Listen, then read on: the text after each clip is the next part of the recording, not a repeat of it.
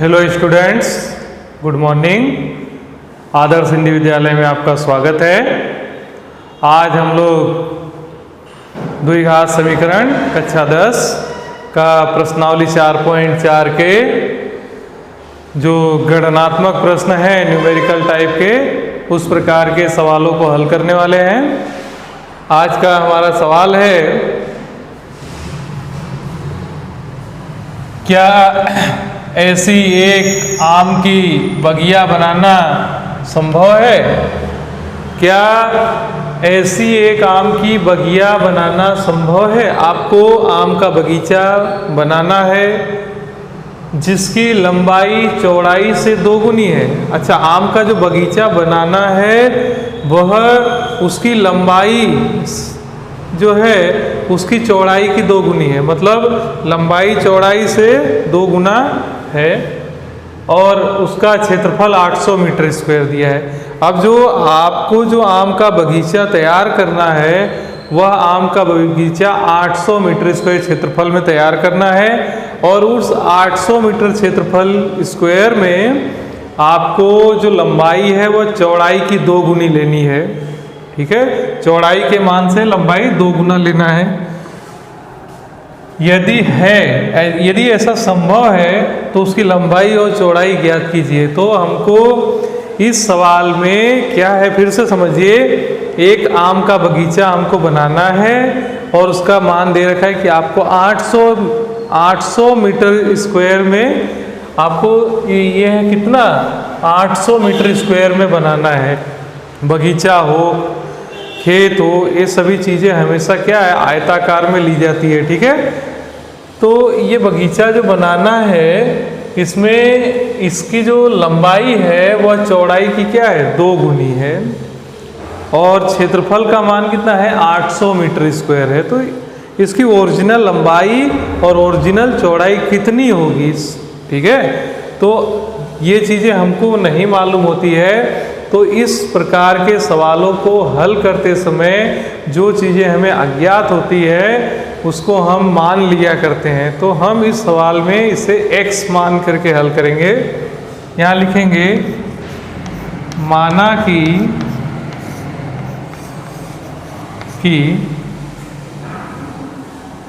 बगिया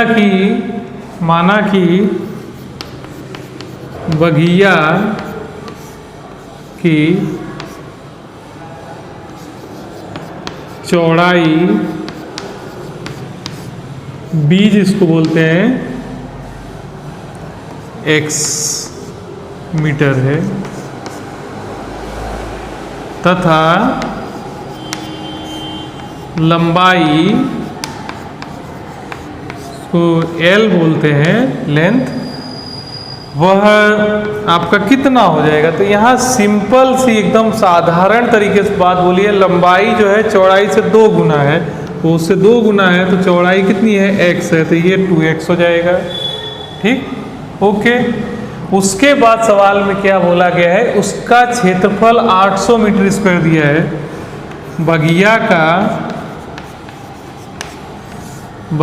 का क्षेत्रफल बराबर 800 मीटर स्क्वायर दिया है। तो हमें ये चीज़ें ज्ञात है कि जो बगिया है उसका क्षेत्रफल क्या होगा। तो हम जानते हैं कि क्षेत्रफल क्या होगा उसका, लंबाई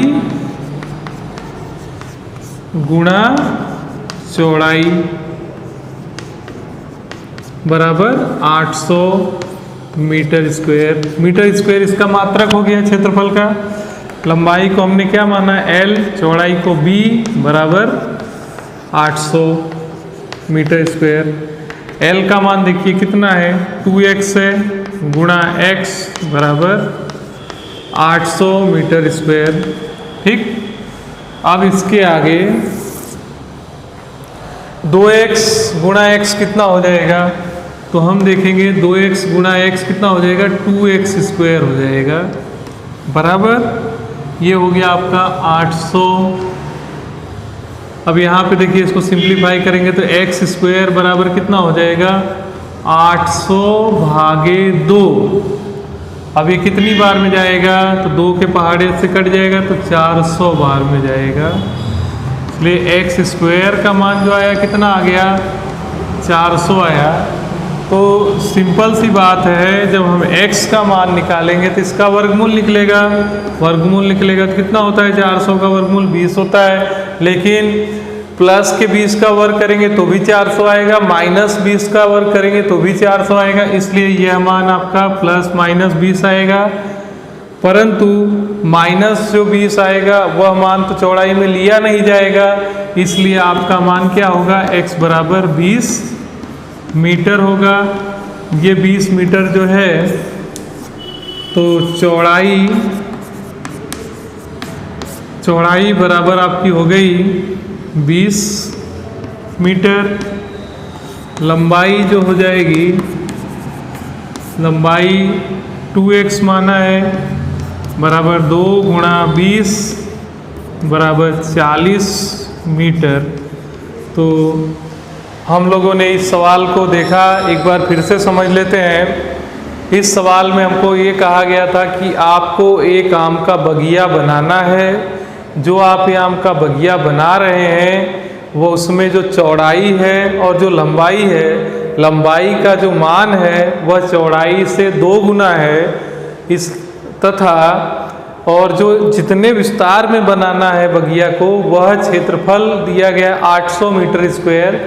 इसलिए चलिए, हमने चौड़ाई और लंबाई का जो मान ज्ञात करना था तो चौड़ाई को हमने x मान लिया और लंबाई को 2x मानेंगे, क्योंकि लंबाई जो है चौड़ाई की 2 गुनी है।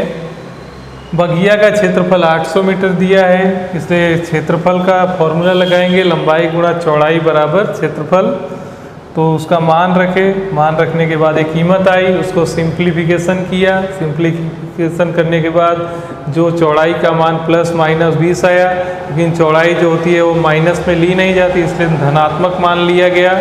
अगर चौड़ाई 20 आई तो लंबाई उसकी क्या है, 2 गुनी है, इसलिए लंबाई का मान 40 मीटर होगा। तो आज के इस वीडियो में हम लोगों ने ये देखा कि इस प्रकार के जो व्यवहारिक प्रश्न हैं, जो गणनात्मक प्रश्न हैं, उससे किस प्रकार से हल किया जाता है। हम यहाँ ये नोट करते हैं कि जो चीज़ इस प्रकार के सवालों में पूछी गई होती है उसे सामान्य रूप से कोई भी एक आर्बिट्री नंबर अर्थात x, y या a, b, c जो भी मान करके हल किया जाता है। तो आज के वीडियो में हमने ये सीख लिया। अब आगे के वीडियो में, आगे के पीरियड में हम नए प्रकार के सवालों को सीखेंगे। तब तक के लिए धन्यवाद।